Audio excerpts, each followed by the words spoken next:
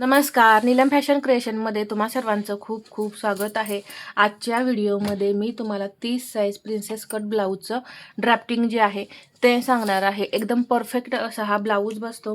ज्या मी काही छोट्या छोट्या टिप्स सांगणार आहे त्या फॉलो केल्या तर परफेक्ट ब्लाऊज बसतो.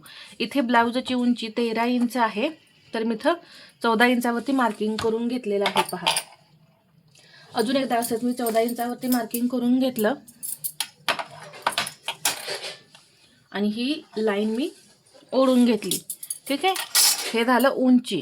आता आपण सर्वात पहिल्यांदा पाठीमागचा भाग तयार करत आहे. शोल्डर मी इथं 4.5 इंच घेणार आहे.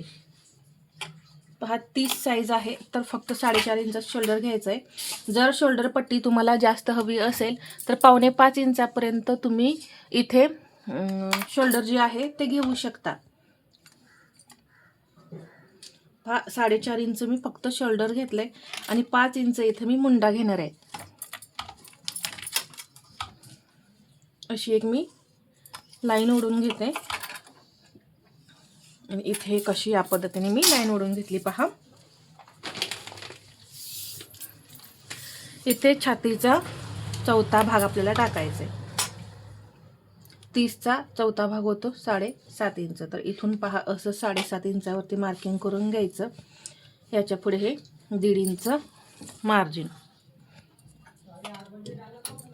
24 इंच इथं कंबर आहे, त्याचा चौथा भाग होतो 6. त्यामध्ये मी 1 इंच टक्ससाठी मार्जिन घेतलं आणि याच्या पुढे हे 1.5 इंच शिलाई मार्जिन.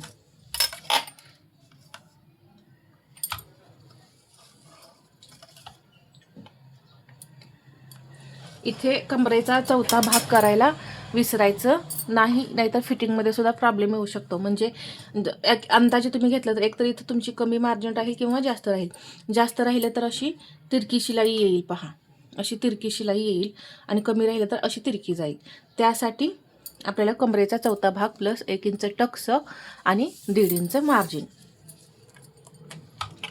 इथून मी आता 1.25 इंच घेणार आहे. पहा, इथे अर्धा इंच आणि इथे अर्धा इंच. इथे सेंटर करायचा. जर सेंटर करायला जमत नसेल मुंड्याच्या उंचीचा तर टेप दुमडून सेंटर करायचा. पहा, बरोबर सेंटर आलेला आहे आणि इथून अगदी हलक्या हाताने आतल्या आत आकार कसे येतील हे पाहायचं आहे.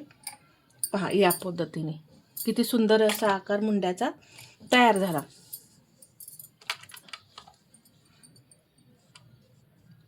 पावणे 2 इंच गळ्याची रुंदी घेणार आहे मी फक्त. शोल्डर उतरू नये. पहा, यासाठी आपल्याला या पद्धतीने शोल्डर आणि मुंडा घ्यायचा आहे. गळ्याची रुंदी सुद्धा या पद्धतीनेच घ्यायची. इथे मी 2.5 इंच घेतलं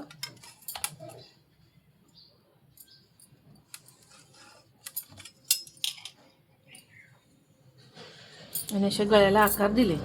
इथं 1.5 इंच मी डाऊन केलेलं आहे.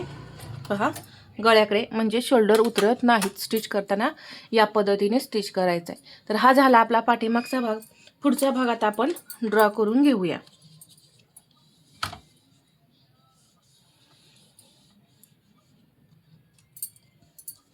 त्यासाठी इथं एक 1.5 इंचावरती पॉइंट देऊन आपण ही जी लाईन आहे त्याशी तिरकी ओढायची आहे आणि मग 1.25 इंचावरती एक पॉइंट देऊन या पद्धतीने आपल्याला मुंड्याचा आकार द्यायचा आहे. खूप छान असे मुंड्याचे आकार येतात. जसे मी सांगितले त्या पद्धतीने आकार द्या. इथे आता तुमचा गळा किती आहे त्या पद्धतीने तुम्ही घ्या. 5.5 इंच गळा आहे तर मी 6 इंचावरती गळा घेतला. पुढचा अर्धा इंच मार्जिन मिक्स केलेला आहे. इथे 2.5 इंच एक बॉक्स तयार करून घ्यायचा आणि असा गळ्याला आकार द्यायचा.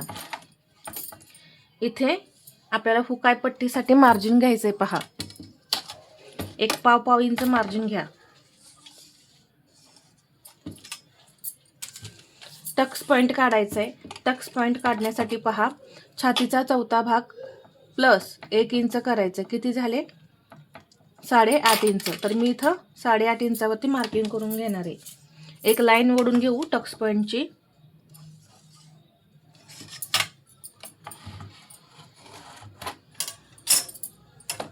इथे आता आपल्याला छातीचा 10वा भाग टाकायचा असतो. 30 छाती आहे तर त्याचा 10वा भाग किती येतो 3. तर त्यामध्ये अर्धा इंच मार्जिन मिक्स करायचं, कारण आपण हे कपड्यावरती वगैरे वाढवणार नाही. इथे सर्व मार्जिन मिक्स करून आपण इथं ड्राफ्टिंग पाहत आहोत. म्हणून 3 + अर्धा किती झाले 3.5 इंच. पहा, म्हणून मी तर 3.5 इंचावरती मार्किंग करून घेतलं. आणि या इथे अर्धा इंच कमी करायचंय, तर इथे 3 इंचावरती असं पॉइंट दिला आणि ही लाईन अशी ओढून घ्यायची. इथे मी ही लाईन अशी ओढून घेतली. ओढल्यानंतर पहा, इथे थोडी अशी ही तिरकी लाईन ओढायची अशी, या पद्धतीने. जास्त तिरकी नाही, थोडी तिरकी अशी लाईन ओढून घ्यायची आहे. टक्स देऊया आपण 2 इंचावरती. इथून घ्यायचं आहे 1.5 इंच. एक तिरकी लाईन ओढूया या पद्धतीने. पहा, या पद्धतीने आपलं हे ड्राफ्टिंग जे आहे ते असतं. ही थोडी लाईन अशी मी तिरकी ओढून घेतली. पहा, अजून इथे आकार कसा द्यायचा हे मी सांगते. पहा, इथे जवळपास असा राऊंड जो आहे तो 1 इंचापर्यंत या घेऊन आणि मग असं हलक्या हाताने हा शेप द्या. पहा, एकदम परफेक्ट असा हा आकार तयार होतो. आणि इथे 1/5 इंच असा पॉइंट घेऊन पहा, या लाईनवरूनच अगदी हलक्या हाताने, जास्त नाही, अगदी हलक्या हाताने हा जो कर्व आहे तो तयार झाला पाहिजे. या पद्धतीनं हा जो आकार आहे तो देऊन घ्यायचा. ठीक आहे. तर हा आकार पहा किती परफेक्ट असा तयार झालेला आहे. मी इथून आता हा आकार थोडा असा तिरका घेऊन गेले. पहा, जर नसेल न्यायचं तरी काही प्रॉब्लेम नाही. ही जी लाईन आहे यावरतीच तुम्ही डायरेक्ट थोडा कर्व करून जोडला तरी सुद्धा चालेल. एवढं झाल्यानंतर आपल्याला पहा, हा टक्स इथं आपण स्टिच करणार आहे, म्हणून अर्धा इंच मार्जिन हवं आहे. तर ते घ्यायचं. इथे पहा 2 इंचाचा टक्स घेतला. इकडे आपण आता हे जॉईंट करणार, म्हणून हे मार्जिन इथं आणि इथे हे मार्जिन सोडून कंबर किती आहे आपली 6, म्हणजे चौथा भाग किती आहे 6. तर पहा, हे किती आहे 2.25 इंच आहे. तर असा हा भाग जो आहे 6 इंचावरती ठेवायचा.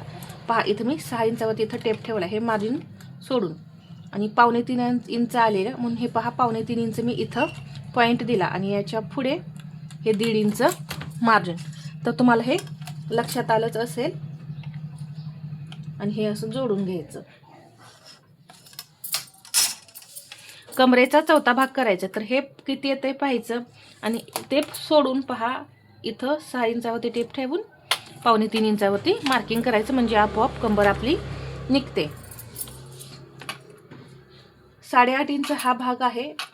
तर पहा, 8.5 इंचावरती असं मार्किंग करून घ्यायचं. पहा, इथे हा पॉईंट 8.5 इंचावरती आलेला आहे आणि हा भाग मी अर्धा इंच वाढवणार आहे, कारण पप क्रिएट झाल्यानंतर पुढचा भाग जो आहे तो उचलतो, म्हणून आपल्याला हा इथे अर्धा इंचाने वाढवायचा आहे. वाढवल्यानंतर हा जो राऊंड आहे तो आपण मोजून घेऊ किती येतोय. पहा, 6.25 इंच आलेला आहे. एक पॉइंट कमी आहे 6.25ला. तर इथून सुद्धा हा भाग जो आहे तो तेवढाच घ्यायचा आहे. 6.25ला एक पॉइंट कमी. पहा, इथे मी मार्किंग करून घेतलेलं आहे आणि हा इथे असा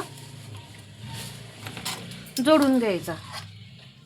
आता असं तुम्ही हे पेपर ड्राफ्टिंग केल्यानंतर पेपरवरती हे कटिंग करून घ्यायचं. आता यामध्ये तुम्हाला कुठेही काहीही वाढवावं लागणार नाही, कारण मी मार्जिन वगैरे घेऊन सर्व ड्राफ्टिंग हे जे आहे ते तुम्हाला सांगितलेलं आहे. तर यामध्ये तुम्हाला कुठेही काहीही प्रॉब्लेम येणार नाही. आकार एकदम परफेक्ट आलेले आहेत. पहा, पपसुद्धा एकदम खूप छान येणार आहे. तर या पद्धतीने तुम्ही सुद्धा कटिंग करून पहा. आणि हा व्हिडिओ आवडला असेल तर लाईक करा, शेअर करा आणि असेच नवनवीन व्हिडिओ पाहण्यासाठी आपल्या चॅनलला सबस्क्राईब करायला विसरू नका. धन्यवाद.